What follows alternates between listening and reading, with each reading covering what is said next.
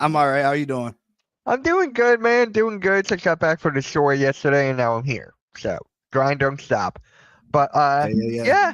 yeah, yeah. Let's get it started. How you been? First off, how you been? Doing all right. Stressing over this football team as usual.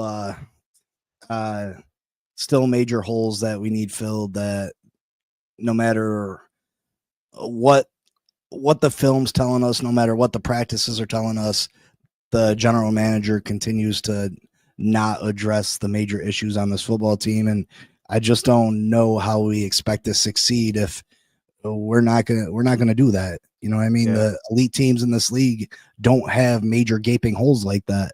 And if you want to compete with those teams, you gotta match them to a point. Yeah, yeah. I was gonna ask you, like, you guys had this whole thing with Tyreek Hill still going on. The trade with Jalen Ramsey. I mean, this offseason's been crazy for you guys. It's been really crazy. So Well, I think the Tyreek thing's more of a media thing. You know, they're waiting and they want Tyreek. They want the drama of the Tyreek Hill situation. Tyreek and Tua, there's supposed to be a rift between their relationship because Tua came out and said, "Hey, they're working on things." You know what I mean? Like they did have to come back from Tua's or Tyreek's comments from last year, but uh, when they were in Detroit, they were going out to dinner every day together. You know what I mean? This is coming from the beat writers and stuff, seeing firsthand. They're going to dinner, they're spending time, they're laughing, they're joking. You know what I mean? So that's not an issue. Jalen Ramsey, listen, we got an all pro safety in return. It's yeah, not ideal because we got you know, we're so short at the corner position, but we got more in return than what we ever thought we were going to get. I like Minka better than I like Jalen Ramsey. It's a crappy situation that we don't have any depth at corner right now. mm, yeah. The Eagles are the same way with our CB2. I mean, CB2, Kelly Ringo gets burnt. Adoree Jackson gets burnt. We're basically stuck at CB2 right now after we let Slay go to the Steelers. So we're just trying to figure out who could be that piece. And Eagles fans are saying Cooper DeJean, put him at the two. But I'm like, he's better at the slot. So we got a little thing there we got to iron out. So you're not the only one. Not the only one. I'm going to miss Darius Slay, though. I'm going to miss him.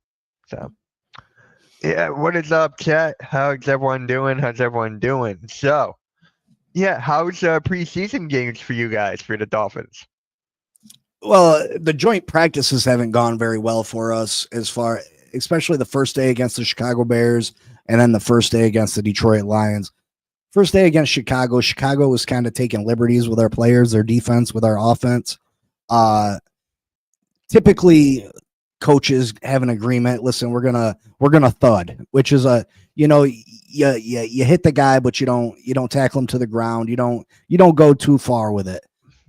First day versus Chicago, they were taking our quarterback to the ground. Jalen Waddle had to miss time. They hit him so hard. HN was taken out of the joint practice for a while. Like they were taking liberties with our players. So I wasn't a huge fan of that. And then the first day of joint practices with Detroit press guys were coming out saying, it was the most lopsided joint practice they had ever seen. And now, mind you, Detroit was a 15-win team last year. You know what I mean? And Right. of course, the media they want it to fit the narrative. Oh, they out physicaled the Miami Dolphins. No, they didn't out physical us. They're a better football team than we are. They are more talented than we are. So Right. they performed better. We had a bad practice. Day two joint practices with Detroit. We stepped back up and we had a good practice with them. We matched them, and then yesterday at the preseason game, we ended up picking up the win. Preseason wins don't mean anything, but I think we looked good. You know what I mean? As you know, St. Brown had his way with our defensive backs, which St. Brown's one of the top 10 receivers in this league. You Yeah. know, as far as a route runner, he's probably top three. You know what I mean? Yeah. So it's not a surprise that St. Brown has his way with a bunch of, third, fourth on the depth chart cornerbacks. You know what I mean? He's supposed to. So, you know, I really think we should have went after Jair Alexander when he was available. We should have pressed that hard. You look at Madden, and I know Madden doesn't have nothing to do with real football, but Jair Alexander rated 93 on there. You know what I mean? If you could have had him for $8 million, you should have went and grabbed him. You know what I mean? Right. Darius Slay was available this offseason. You know, players were available that they didn't go out and get. And I think the guys that are left aren't needle movers. So you got to make a trade. You got to make a trade for somebody. And or else you're going to be in big trouble, because even our guys that are normally third, fourth on the depth chart, they're getting hurt. So we're having to dig even deeper. You know what I mean? And if Detroit Lions fourth string receivers are making our starting corners look bad, you know, what are the league's top corners, our wide receivers, going to do to us? Right. James, how you doing, man? How you doing?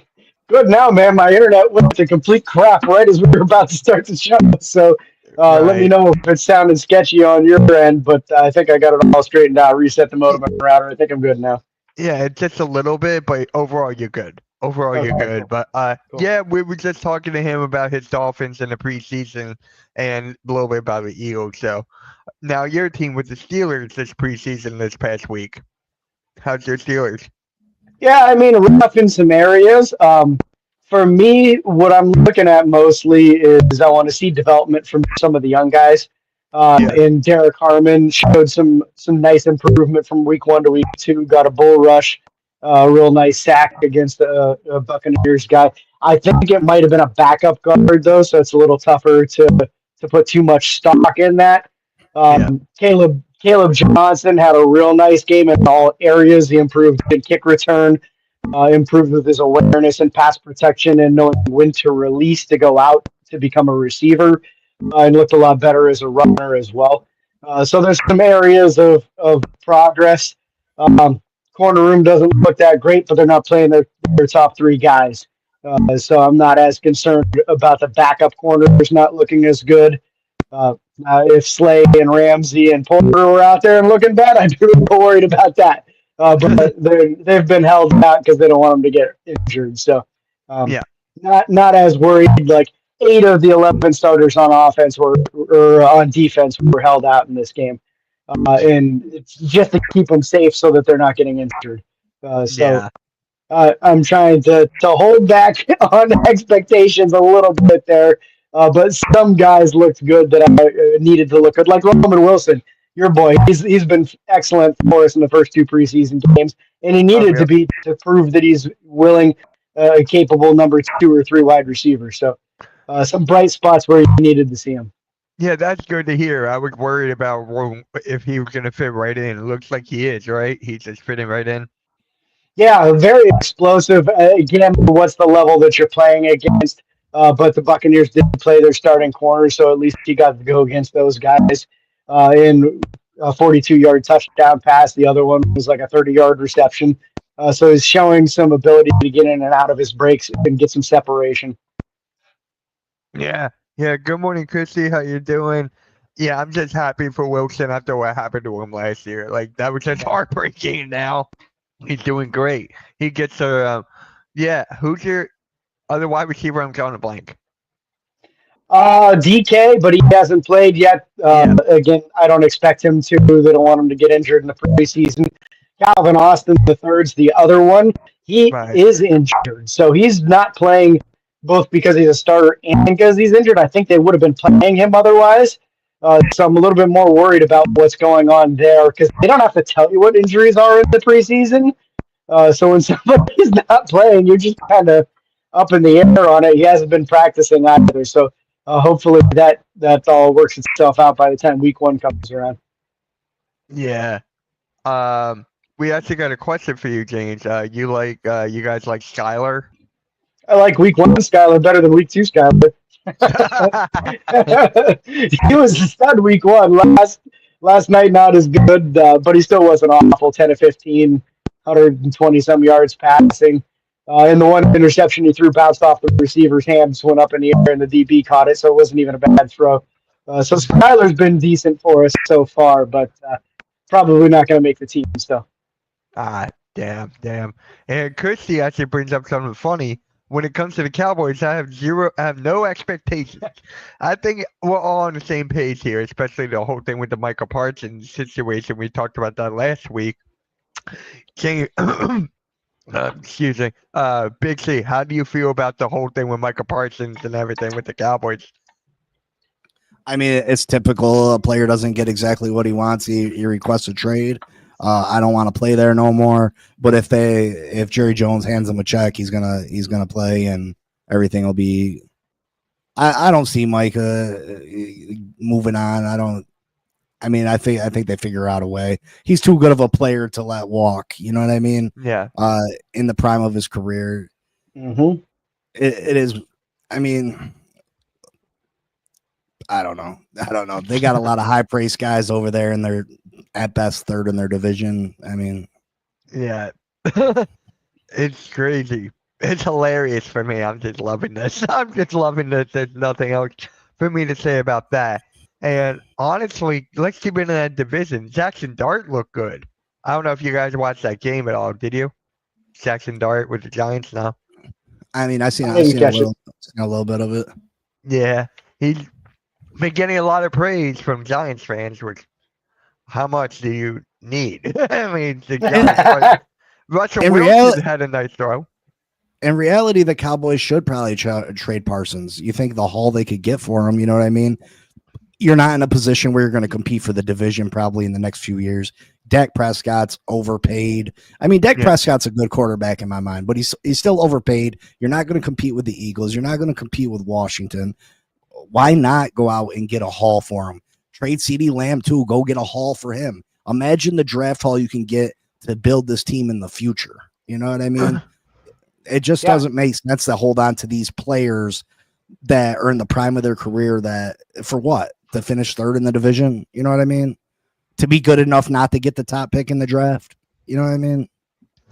Yeah. I think Big C's onto something there, man. Honestly, look back at what they did with Herschel Walker. They trade Herschel Walker, get a mountain of picks, build their entire franchise good enough to win a couple of Super Bowls with Troy Aikman, Emmitt Smith, and Michael Irving and that whole crew off of that trade. So I think that's a really good idea for them. You're in that horrible in between stage where you're not crappy and you're also not good.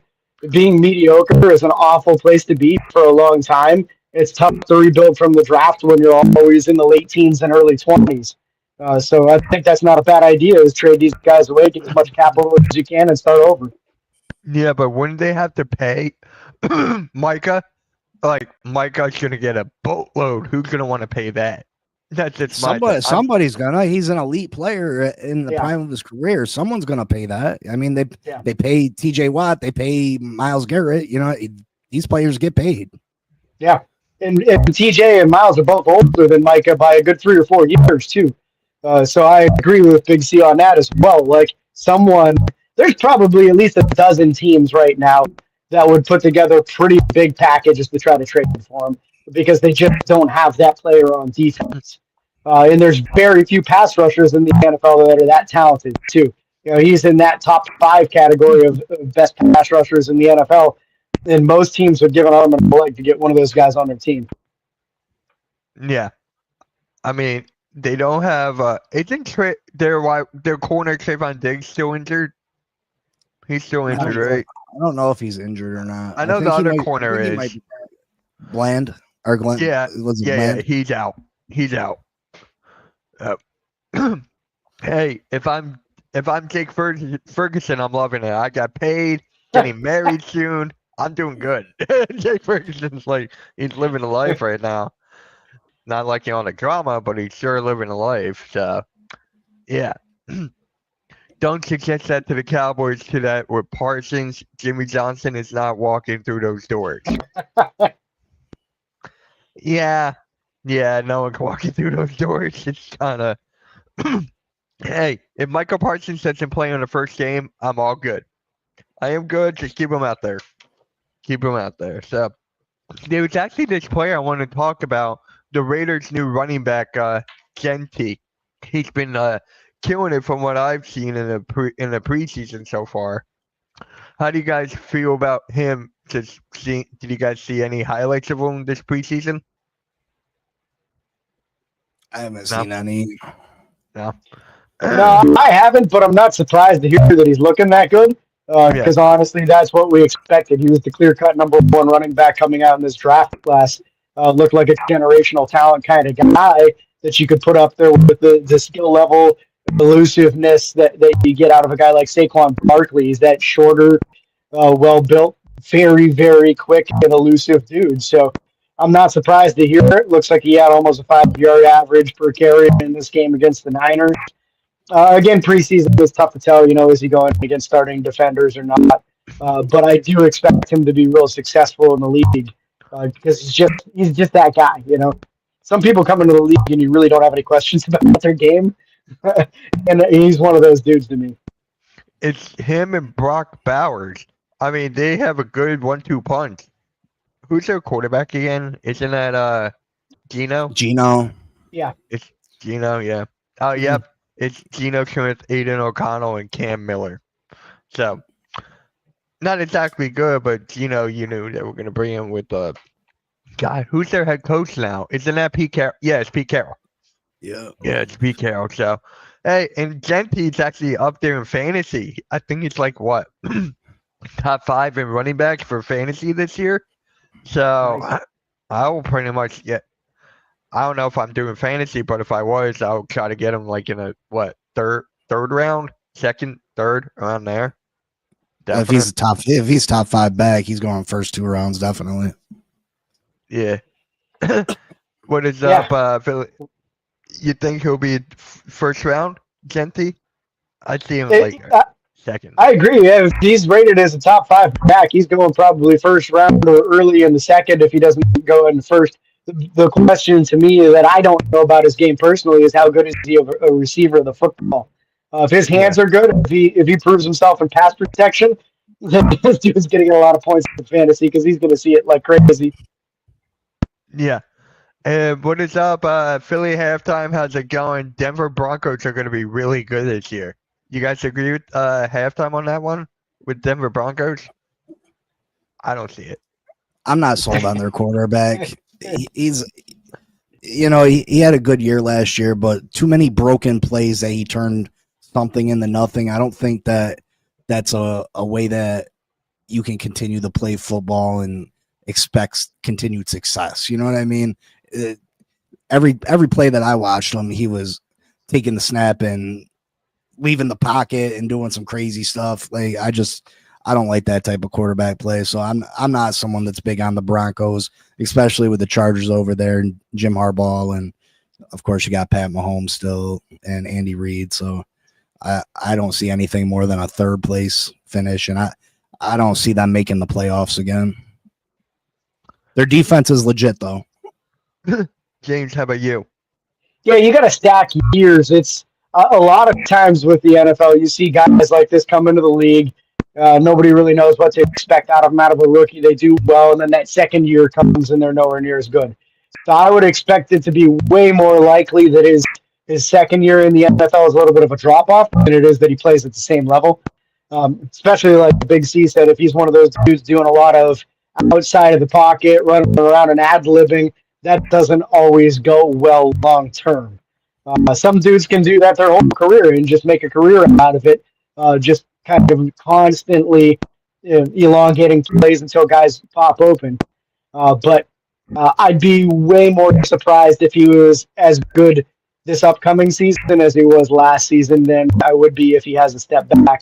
I would expect it to be a lot more turnovers this year and kind of back to normalcy kind of thing. Like CJ Stroud. CJ was incredible his rookie season. Year 2, he wasn't bad. He just wasn't as good as he was as a rookie. Yeah. I mean, who are the Broncos? Who they're playing week 1? That usually sets it up. I got it. That's not what I'm looking for. Come on, where are you, you son of a... Come on. Why can't I find... There you are, son of a gun. Alright, so the first week, the Broncos got Tennessee. Then they got the Colts and the Chargers. I mean, hey, then they got the Bengals and the Eagles. They got a pretty tough schedule. tough schedule going up. Then they got the Jets, Giants, Cowboys, Houston, Raiders, Chiefs, and then they have a good chance of being a good record. Like I could see like what 9 wins or something, 9-10. I could see that. I could definitely see that. Yeah, they're gonna be. So- I mean, they'll be all right. They got an elite defense. They'll put some points on the board, but I mean, we're still talking about third best in the division if they're lucky. Yeah. Yep, I definitely see that. And yeah. And then here's another question for you guys. With the Colts, right? You have the two I'm talking about all the quarterbacks. bad teams today. I'm talking I about don't know. I'm just the spewing my- Cowboys, Broncos, now the Colts. Well, the Cowboys are just plain funny. The Cowboys are just plain hilarious for me. Like I can take anything right now. Anything. Next to laugh up, at Jaguars. Yeah. I mean, hey, I'm just throwing something. If you guys want to put something to the table, let me know. But for me right now, Daniel Jones, I can't picture him as starting quarterback. Never mind. But I don't think Yeah. Daniel Jones. I don't think Daniel Jones got a fair shot of it. Really, the Giants are No. a mess. You know, No, he's they on the didn't- Colts. They didn't give it. Yeah. Yeah, well, I know, but they never gave Yeah. the Giants never gave him an offensive line. yeah. He'd get one weapon, they trade the other weapon away. So you're only giving them one weapon at a time. I mean, look at what the Giants did to Saquon Barkley. You know what I mean?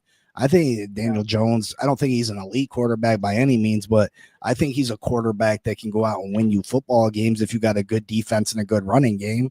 I think he's an accurate quarterback. He don't got the greatest arm. He's pretty mobile. I think he could take a team to the playoffs. I mean, I don't think he's taken to the Colts to the playoffs, but I mean, I don't think Daniel Jones is as bad as people try to make him out to be. James. Yeah, I think in the situation with the Colts, he doesn't really have any real competition there. Richardson doesn't look like he has what it takes to get through the progressions and make the throws necessary. Hell of an athlete. Yeah, seems like a guy that maybe he could have picked another position. He could have been a dominant player in the league.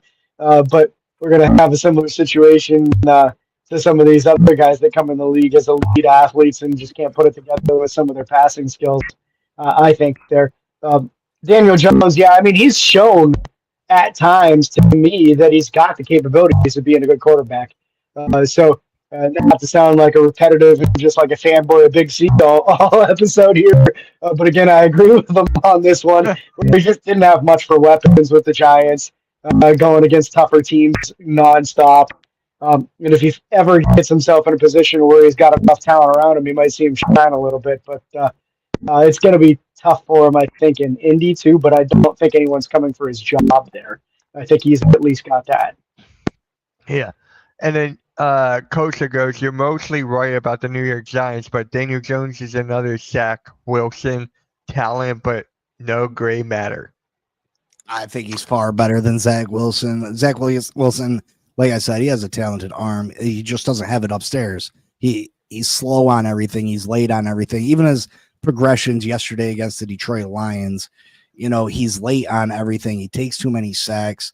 He uses his talented right arm to, he sees stuff late. So, but he uses our right arm. He's got such a good right arm that he tries to force it in at the last second, and sometimes it works out for him. Sometimes he eats the sack, but Zach Wilson doesn't have it upstairs. I don't think that's the problem with Daniel Jones. Yeah. I mean, the thing with Daniel Jones after playing against him so many years, he wasn't that mobile, but when he runs, he can go, but he just would stay in the pocket most of the time. And it kind of reminds me when he was playing against us, he had a wide open field down, he was just running, then he face plants on the way to the end zone, which was hilarious. Like he just falls flat on his face. Like, Well, people were surprised he could run that fast, though. Yeah. I mean, he was probably surprised. That's why he fell. Yeah, he got clocked at like 21 or 22 miles an hour on that run. He was moving. He was definitely moving. And then he just fell flat. I'm like, how is that even possible?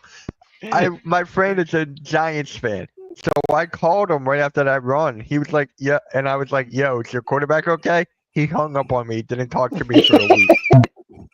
I'm like, are you serious? It's like, not my problem. Nah. Yeah. So, oh man, is there any other teams that you guys think could make like a what is the word I'm thinking of? Like uh I mean, out of the blue, is there a team that you think that could make a step forward that no one's thinking about? Like a team that no one thinks, and then you're just like, whoa, what happened here? Any shocking teams? You guys think of anything? I don't know if it's shocking. I think the Chicago Bears could make a major jump from what they were last year. Caleb Williams with new head coach, new offensive line. I think their defense is going to be fairly good.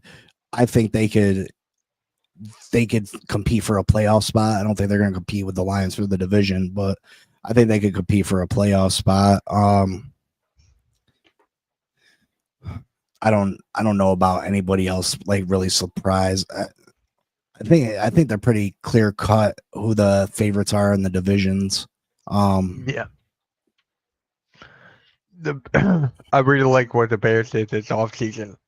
Yeah, Yeah. that's all my dad would talk about, just the Bears. He's like, Mitch, watch out for the Bears. I'm like, all right, I'll wait and see. I mean, it's the Bears.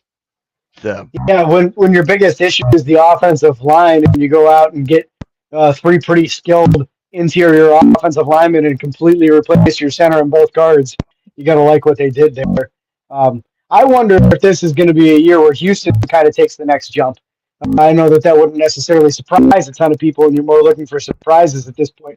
But I feel like C.J. Stroud's probably going to really put it all together in this third year here, and we might be talking about him breaking into that top tier of quarterbacks a little bit higher than what he has thus far.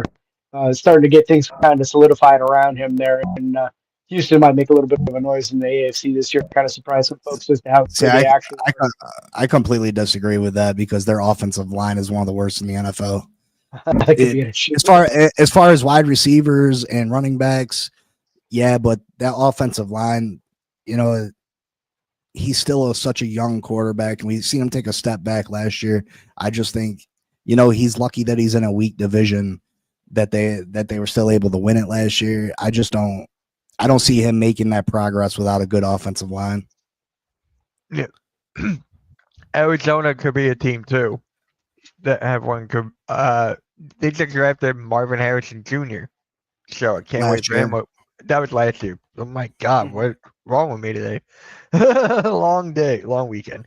But yeah, you guys think with Arizona, they can shock some people? I'm not a huge fan of Kyler Murray, and I mean, he's all right, but I don't know. I think the Rams are probably the best team in that division. You said the Rams?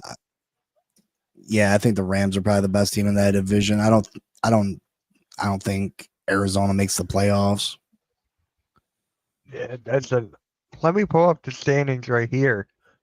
We could make some predictions here. Let me search. I think Arizona was just wildly inconsistent last year. You know, 1 week they'd put up 35 points, the next week they could barely get a field goal on the board. So they need to be more consistent on offense. And it seems like a lot of the same weapons coming back, so I don't know how much more consistent we can expect them to be. But if their play levels out, they could take a step forward, but I think they're still a step behind the Rams, too. Yeah. San Francisco? Kosha says, I mean, with the healthy McCaffrey, that's the only thing for me. He got to be healthy in order for them to do anything. I think that team is no more reliant on injury than anybody else in the NFL. It seems like 1 year they'll have 15 guys on the injured reserve, and the next year only 1 or 2 guys get hurt. So it just depends on what year they have. Is this the year that they're going to have 15 to 20 dudes on the IR again, or are they finally going to be healthy? Because there's plenty of talent on that team, but they seem to always be hurt in the key positions. Yeah, and Brandon Ayuk is still injured, right? I think so, yeah. Oh my god. Yeah, they got that whole thing. George Kittle is pretty much the best player on the team right now. And I'm not a big fan of Brock Purdy. I'm not biased aside, no, but I'm just like he doesn't do it for me. He's just a regular I'm not a big fan of Brock Purdy. He's got a great team around him. That's my opinion. So I'm not a big fan. You guys like Brock Purdy or not? I mean, I think he can get the job done. Like you said, he's got, with a talented team around him, he can win you football games. And I mean, he doesn't necessarily lose the game for you. So I mean, he's serviceable. He's, like I said, he's not an elite quarterback. So I mean, he's not top 10 quarterbacks. Yeah, I agree with you on that. To me, he's an accuracy dude with good pocket presence, and that helps out with trying to keep a play alive. But he's never going to wow you with like that crazy bullet arm or anything like that. It's just not who he is. If you get enough talent around him, sure, he can take it somewhere. But it's I don't think you're going to see too many 400-yard games out of this kid. Not too many 4-touchdown passes, that kind of stuff. He's more the get you 200 to 250 and not screw it up. Yeah. Yeah. Didn't he just get paid? Oh, yeah. Oh my. What the? I got to look at his contract. What the hell did he get? They didn't have a choice. I mean, what are you going to do? Start over at quarterback? You got to pay him. Yeah. 5 years, $265 million contract extension. Geez, this deal includes $181 million in total guarantees with $165 million guaranteed in the first 3 years. But that's the problem with the league nowadays, is that, if you're the 15th best quarterback, you should get the 15th best money. And every time one of these quarterbacks comes up for a contract, you gotta give him top 5 money. And that's ridiculous. It's absolutely insane that, are you better than Pat Mahomes? Why should you make more money than Pat Mahomes? Are you better than Josh Allen? Are you better than Lamar Jackson? Why do I have to pay? I don't care that it's your turn to get paid. You're not better than those guys, so I'm not going to give you more money than them. You know what I mean? It just doesn't make sense. That's just where it makes Tampa Bay look real smart, right? Because Tampa didn't give Baker Mayfield top dollar. They gave him like 33 million a year, which I felt like was kind of requisite of the talent that he was showing. And he's playing pretty well for him. So I feel like that's kind of more the range that Purdy should have been in that 30 to 35 million, not 55 million. Well, if they have another good year, he's not coming to camp without a new deal. Probably, yeah. Yeah. Big C, Terry McLaurin is the most recent example. This whole thing with Terry McLaurin is crazy. I don't see Terry McLaurin as an elite receiver, a top 10 receiver in this league, but he want $30 million a year. Like that's, it's just crazy. Do you think he's actually going to get traded? McLaurin, I don't see him traded. I think he's stuck. No,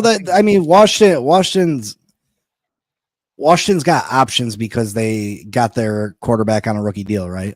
They don't have to pay someone $50-60 million a year. So they can figure it out. They can pay Terry McLaurin, overpay Terry McLaurin for the next couple of years because they got their quarterback on a rookie deal. And that's the benefit of finding one of these young studs in the draft, right? Is that you can put all the talent in the world around them and try to build for a Super Bowl team without paying the quarterback $60 million a year. And if you, and the way people see it is, if you find one of these studs like Jalen in the draft and you can't win in the first 5 years with them, maybe it's time to search for a new one because you're never going to have more talent on that team than what you did in those initial 5 years. Yeah, they can continue to get better to a point, but you're never going to be able to surround them with more talent than you did those first 5 years. You know what I mean? And that was one of the major things with giving Tua the contract extension because, Tua's not an elite quarterback, but he was getting paid minimal money, and we were able to surround him with all the talent. Now that he's got the big contract, obviously we can't keep bringing in large contracts to help Tua succeed. So if he didn't win in those first 4 or 5 years, it's going to be a struggle for him to win in the future. You know what I mean? Especially when his cap number catches up with him. Yeah. Yeah. And then this whole thing with they got Debo. I'm looking forward to seeing him, but I don't know if you guys seen him, but he put on a lot of weight. Debo needs to like lose a few pounds. I don't know if you guys have seen him when he's like that. It's actually kind of funny. Yeah. So the only players who do they got? They got Debo there, Terry McLaurin, who the hell knows? They got Zach Ertz. Who's the running back again? Is Can it tell you in a Gibson? second. Huh? Is it Gibson? I think it is, right? Brian Robinson. Oh, it's Brian Running Robinson, right? Yeah, and then they got Austin Eckler too. So they got some weapons there at running back. So They just shout out brought to- Laramie Tunsil in at left tackle. He's one of the better left tackles in the league. So shout out to my guy Michael here. The Commanders better sign McLaurin because putting all your eggs into Debo Samuel, it's gonna stay healthy. It's gonna happen. Hey, McLaurin, that whole thing is just it's not gonna end anytime soon. By the I don't beginning see- of the season, it's not. I don't see Debo as a top end receiver anyway. He's a great utility knife. He can do Yeah. a lot of good things for you, but as far as just a receiver, he's not a upper echelon receiver. He's a number 2 at best. Just as far as receivers go, but the fact that you can put him in the backfield and he can run the ball a bunch of times and do those type of things for you, that makes him an elite weapon. But as far as just a receiver, you need Terry McLaurin. Yeah, Yeah. especially if he's on that Eddie Lacy plan. You're trying to see how much weight he can gain in the wrong places. That's not a good move for him, man. I get it that he's kind of a running back at times too, but adding the bad pounds is a bad idea. Yeah.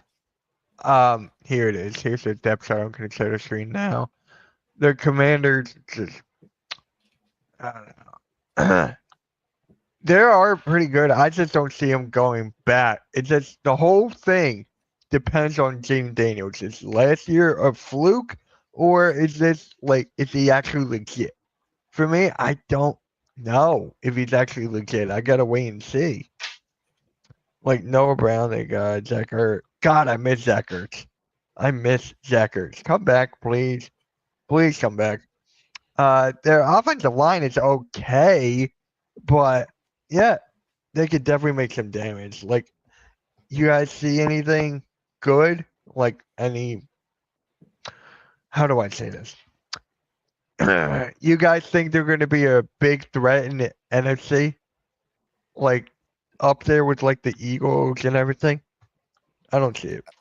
I think it's Washington, Detroit, and Philly. Honestly, if James Daniels can come out and play like he did last year, or even better, because I think he could be the next star in this league. I think he's damn near as mobile as Lamar Jackson. I think he's going to be able to throw the ball even better than Jackson eventually. If you can run the ball successfully, they got a really well-rounded team. You know what I mean? Nothing jumps off the paper like wow, but I think they got a really well-rounded team that knows how to play together. They're well coached. I think they're going to be up there with the Eagles. I don't think they're going to overtake the Eagles, but I think they'll be able to make some noise and be able to challenge for that.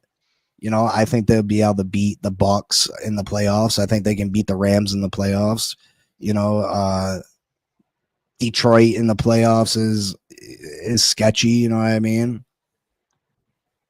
Yeah. I'd probably put them at number 3. I'd probably say Philly, then Detroit, and then Washington, in my opinion. Yeah. James, how about you? Seems pretty reasonable to me, and that's why they got to get this Terry McLaurin deal done. Because you can't go into the season with Jaden Daniels' top offensive weapon not on the roster. So get it done with the understanding that you don't have to pay Jaden for another 3 years anyway. So give Terry a deal that's a 2 or 3 year deal, so it expires at the same time, and see if you can't win one. The only way you're going to make noise in this league is by having enough weapons. And if Debo is your number one, this ain't going to go well. So you got to pay Terry, in my opinion. How much cap space does Washington have? I have no idea on that one, but you can get creative with it with false years at the end of it and whatnot, or push a bunch of money into the second or third year if you need to. Most teams are creative enough with cap space that they can make it work. Well, a team like Washington, if Miami's wheels fall off, they're going to be looking to move Tyreek Hill at the trade deadline. If the wheels fall off, adding Tyreek to this offense with, where they need an elite playmaker, that could be very dangerous and give them the boost they need on the offensive side of the ball. Yeah.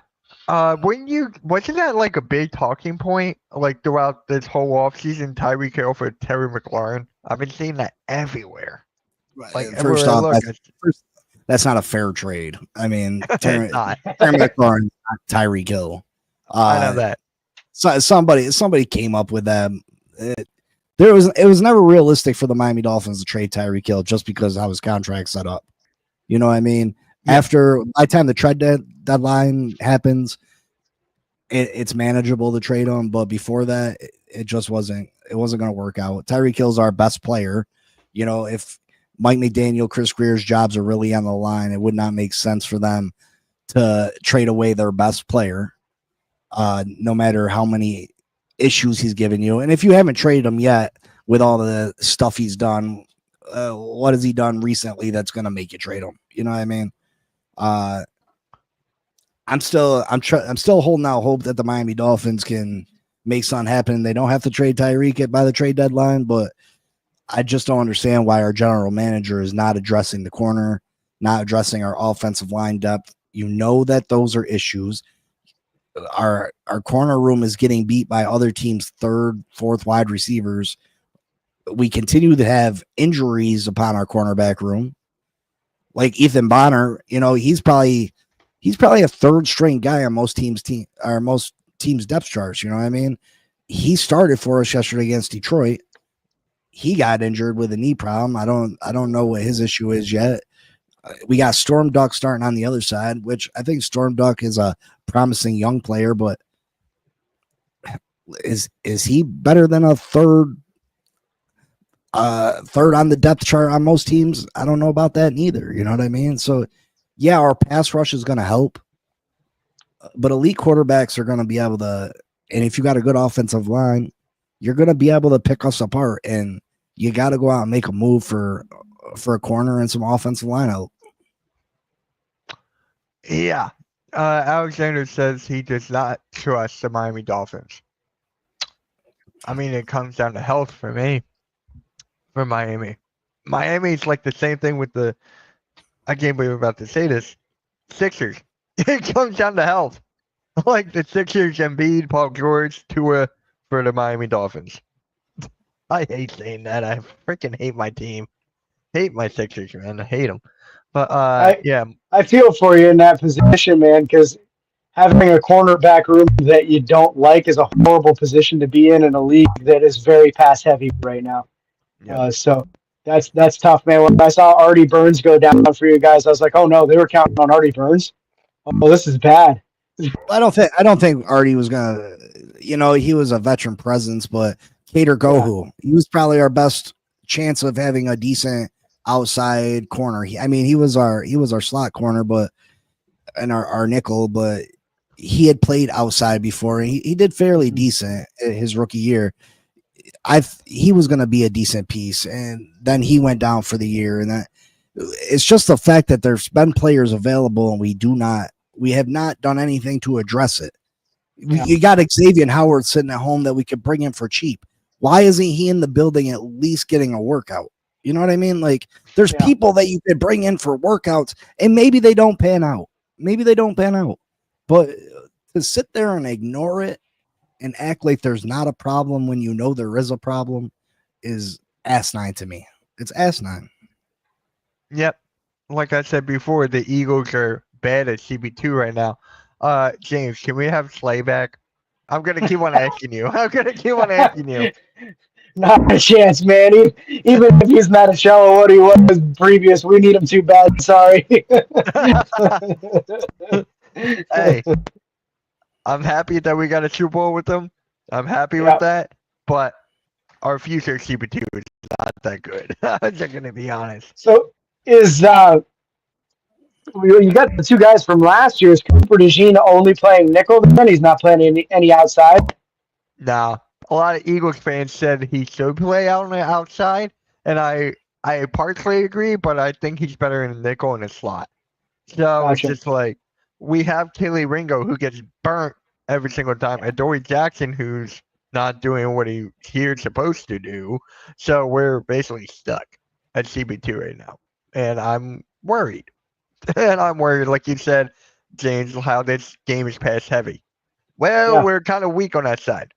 So we did have a safety, Makuba, who had a pick six yesterday, a 75-yard pick six.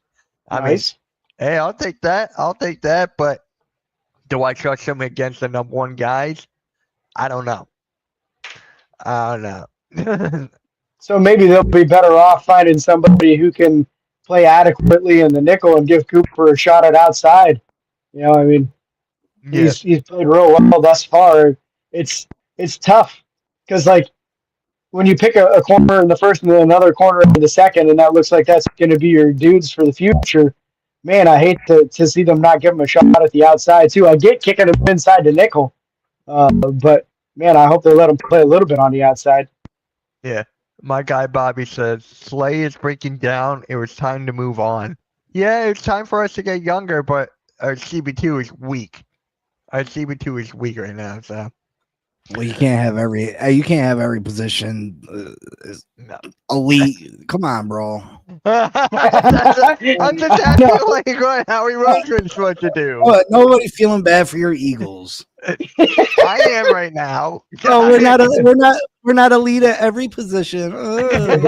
Get that tiny violin out here. That's a different. Hey, go look on Eagles Twitter. Go look on Eagles Twitter. I'm not like that, but it's hilarious. Listen, the people that are fourth on your depth chart are starting for our team.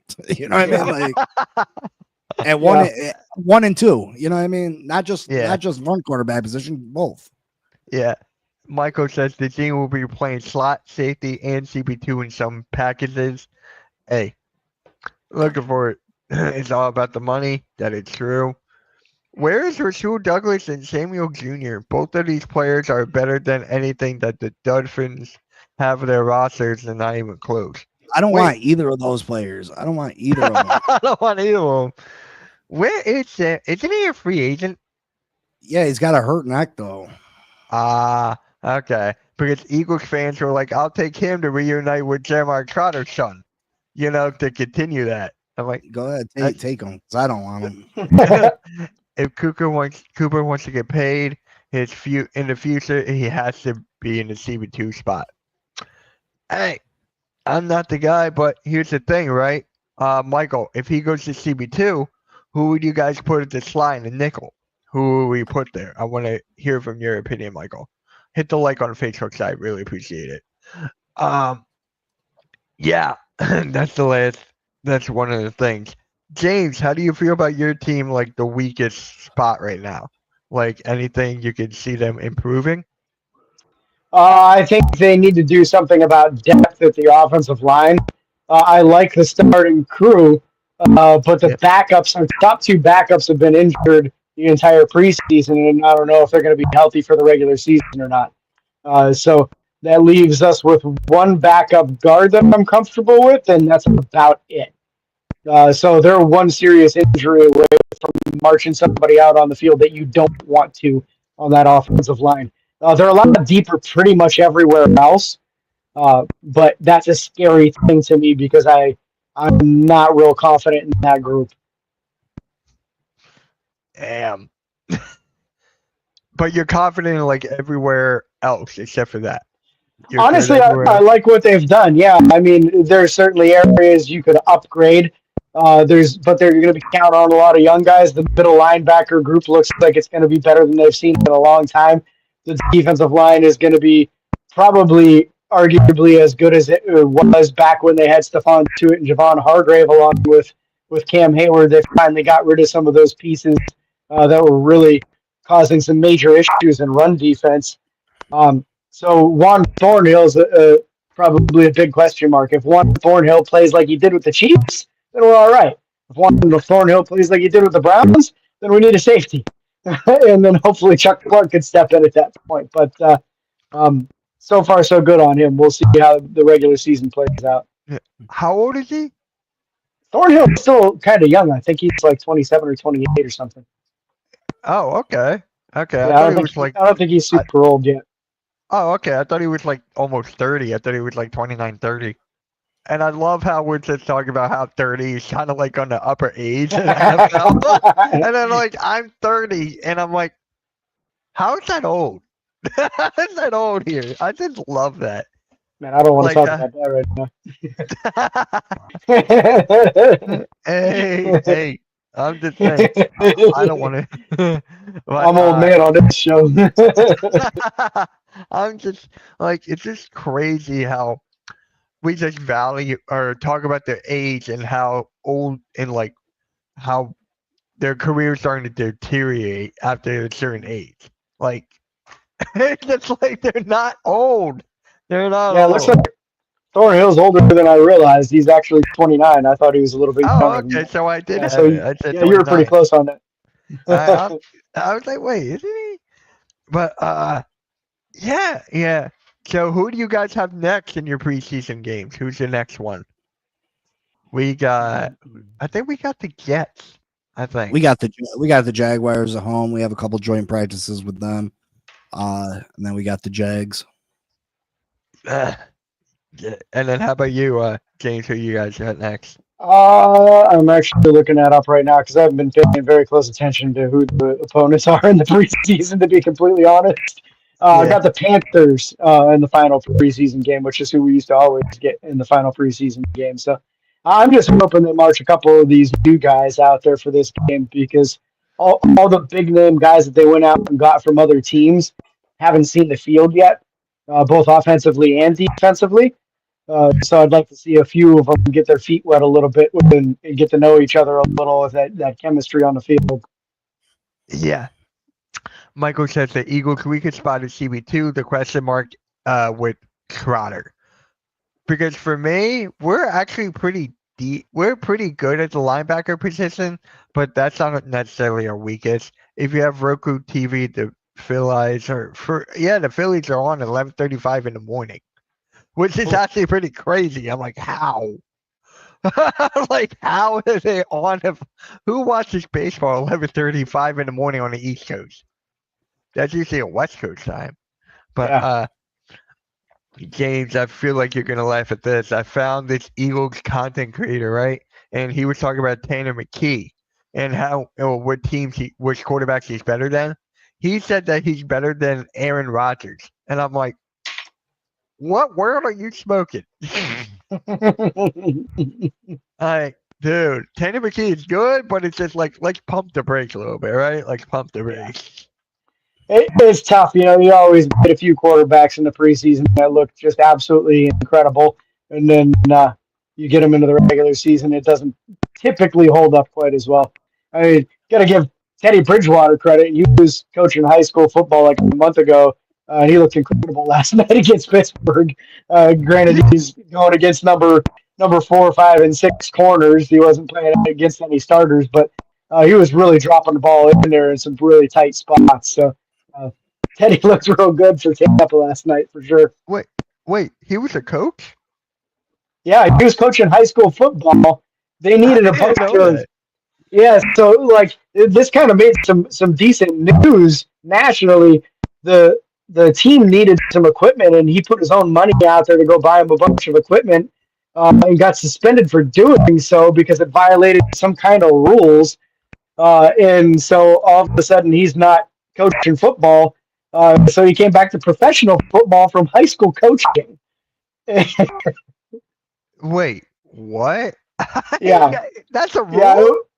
It was some nonsense. Somebody obviously didn't like him there because he literally put up his own money to help the kids out. and ended up getting in trouble for it.